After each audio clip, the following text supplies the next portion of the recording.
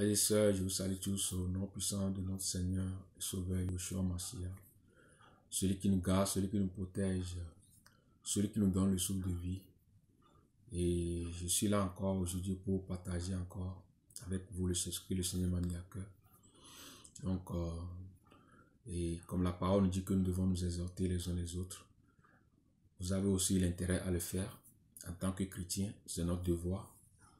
Et nous le faisons pas pour plaire aux hommes, mais nous faisons pour que nous soyons tous simplement édifiés, pour que nous nous édifions les uns les autres.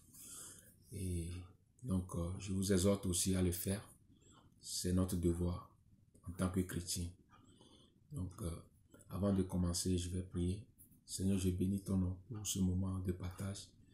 Que ton nom soit élevé, que ton nom soit glorifié. Seigneur, merci pour tout ce que tu fais pour nous. Merci pour ta protection, merci pour ton soutien dans ces temps difficiles que nous traversons, Seigneur. Merci pour le souffle de vie que tu nous donnes. Toi, celui qui a le pouvoir de donner la vie et de la reprendre, Seigneur. Sans toi, nous sommes liés, Seigneur. Que toute la gloire te soit rendue au nom de Yeshua. Amen. Nous allons prendre un passage dans la Bible dans 1 Yohanan ou bien 1 Jean 5, à partir de verset 4. Parce que tout ce qui a été engendré d'Élohim remporte la victoire sur le monde. Et la victoire qui a remporté la victoire sur le monde, c'est notre foi. Qui donc est celui qui remporte la victoire sur le monde, sinon celui qui croit que Yahushua est le Fils d'Élohim. Dans la fois passée, j'ai parlé de la foi hypocrite. Quelle est cette foi hypocrite? C'est cette foi-là que nous démontrons quand nous sommes devant les frères et sœurs en Christ. On fait semblant d'avoir la foi en Yahushua. Ou bien quand on va dans nos assemblées, on fait semblant d'avoir la foi. Mais quand on se retrouve seul, on rentre facilement dans les compromissions. Quand les problèmes arrivent, on commence à prendre les choses en main nous-mêmes. On commence à chercher des détours. C'est ça la foi hypocrite. La vraie foi, c'est de croire que le Seigneur existe. De croire que le Seigneur existe. Le Seigneur a dit quelque part dans la Bible que si vous savez donner de bonnes choses à vos enfants, à plus forte raison que votre Père qui est au ciel ne vous donnera pas de quoi vous avez besoin. Donc, le Seigneur sait de quoi nous avons besoin. Ce n'est pas tout ce que nous demandons au Seigneur qu'il nous donne. Il nous donne selon sa volonté. Parce qu'il y a des choses que nous demandons au Seigneur, que le Seigneur sait que ces choses-là ne vont pas nous faire du bien, peut nous pousser à nous éloigner de lui, ça peut nous conduire à la mort. Donc, c'est pour cela que le Seigneur ne nous donne pas. Et donc, il nous donne selon sa volonté.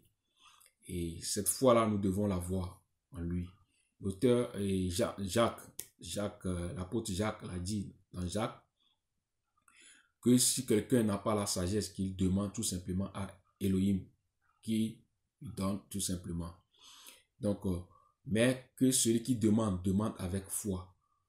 Parce que si tu ne demandes pas avec foi, que celui qui ne demande pas avec foi ne s'attend pas à recevoir quoi que ce soit de la part d'Elohim.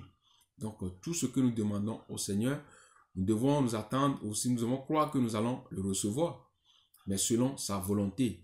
Donc ça, il faut le souligner parce que beaucoup de chrétiens croient que tout ce qu'ils demandent au Seigneur, le Seigneur va leur donner. Il y a des choses que nous demandons qui peuvent faire du bien à la chair, mais que le Seigneur voit que et s'il nous donne cela, ça va nous tuer, ça peut nous éloigner de lui. Il ne va pas nous donner. C'est pour cela Jacques a dit que vous demandez pour satisfaire le besoin de la chair. Vous demandez mal, vous demandez pour satisfaire le besoin de la chair. Donc, il y a des choses que nous demandons qui font tout simplement du bien à la chair, mais où est l'intérêt du Seigneur là-dedans? Donc, c'est pour cela que le Seigneur voit que ces choses-là ne sont pas bonnes pour nous, il ne va pas nous donner. Donc, nous devons apprendre à avoir la foi en Yahushua Mashiach. Parce que sans la foi, il est impossible de lui être agréable, dit la parole dans Hébreu. Donc, nous devons prier pour que le Seigneur nous donne la foi dans toutes choses, devant les situations difficiles, à prendre toujours position pour la vérité, à ne pas chercher des détours, à ne pas chercher à prendre les choses en main nous-mêmes. Donc, et c'est cette foi-là que j'appelle la foi hypocrite. Donc, la Bible nous dit ici que parce que tout ce qui a été engendré d'Élohim remporte la victoire sur le monde. Tout ce qui a été engendré d'Élohim, tout ce qui est né d'Élohim, remporte la victoire sur le monde. Donc, comme vous le savez, le Seigneur a remporté la victoire à la croix. Il a donné sa vie pour nous. Il a donné sa vie pour nous. Donc, il a porté nos malédictions à la croix. Il a vaincu l'ennemi à la croix.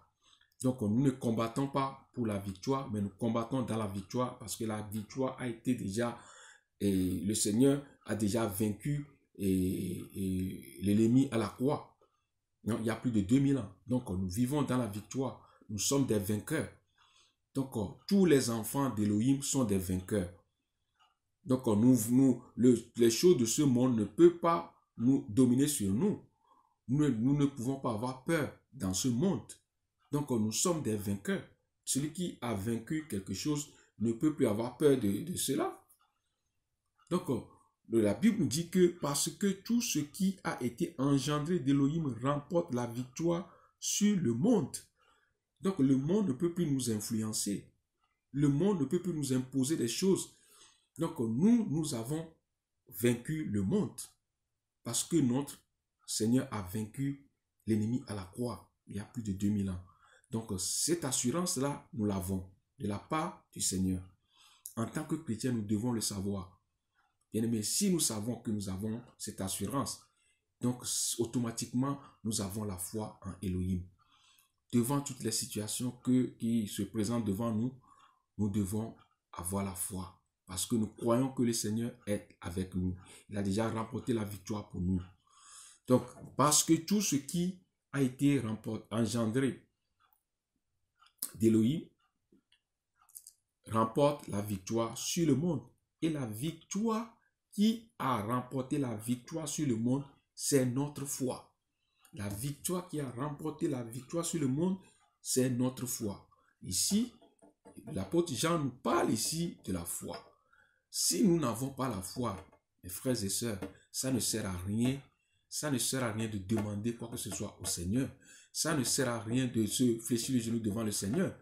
Parce que si le Seigneur que nous ne voyons pas, mais nous croyons qu'il existe. Nous croyons qu'il existe. Donc, si nous croyons qu'il existe, si nous lui demandons quelque chose, donc nous avons l'assurance qu'il nous écoute, qu'il va nous exaucer selon sa volonté. Donc, pourquoi des fois on s'éloigne du Seigneur, on n'a pas la foi? C'est parce que nous ne voyons pas le Seigneur, nous ne le voyons pas. Des fois, on ne croit pas qu'il peut intervenir dans les moments difficiles. Le Seigneur nous protège toujours. Il nous garde toujours dans les problèmes. Quand les dangers tournent autour de nous, le Seigneur nous protège. Quand nos ennemis se lèvent contre nous la nuit, quand nous dormons, le Seigneur nous protège. Donc, le Seigneur fait beaucoup de choses pour nous. Donc, nous devons apprendre à avoir la foi en lui. Parce que sans la foi, il est impossible de lui être agréable. Or, nous voulons être agréables au Seigneur. Donc, si nous voulons être agréables à lui, nous devons apprendre à avoir la foi en lui. Donc, il dit ici, qui donc est celui qui remporte la victoire sur le monde, sinon celui qui croit que Yahushua est le fils d'Élohim?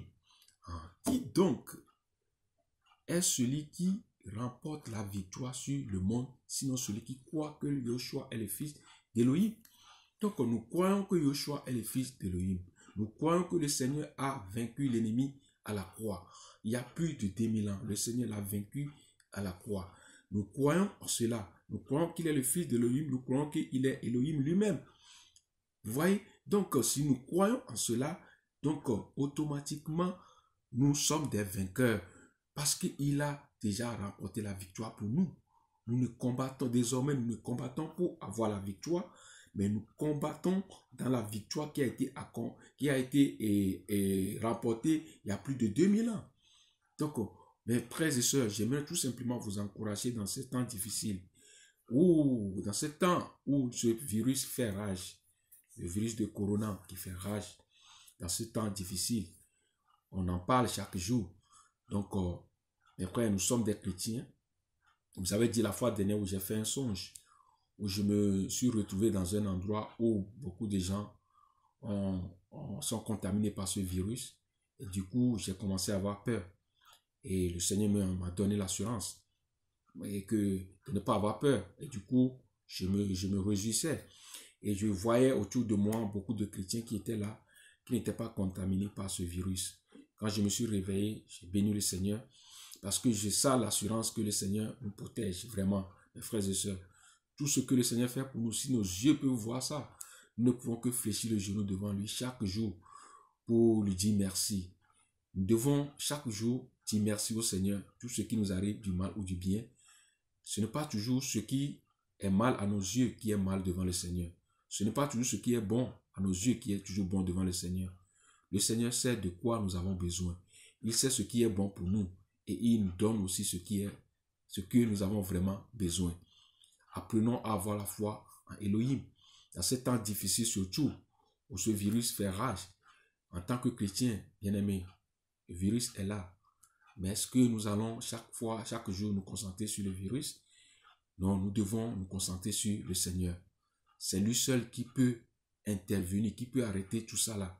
Donc nous devons fléchir le genou devant le Seigneur et croyons que le Seigneur va intervenir. Nous croyons, nous avons cette foi-là que le Seigneur ne nous a pas abandonnés et ne nous abandonnera jamais. Il a dit qu'il est avec nous jusqu'à la fin du monde. Nous devons croire à cette parole, que le Seigneur n'a jamais menti. Il est fidèle à sa parole. Ce qu'il dit, il accomplit toujours. Ayons confiance au Seigneur, ayons la foi au Seigneur, bien-aimés. Je voudrais tout simplement nous encourager à ne pas être découragés. Le plan de l'ennemi, c'est l'ennemi va profiter de ce moment difficile pour éloigner beaucoup de gens.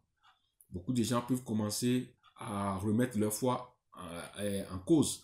Peuvent commencer à dire que si Elohim existe, pourquoi toutes ces choses-là nous arrivent au monde.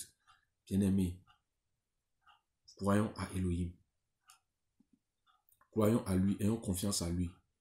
Tout ce qui arrive dans ce monde, lui-même, il sait pourquoi.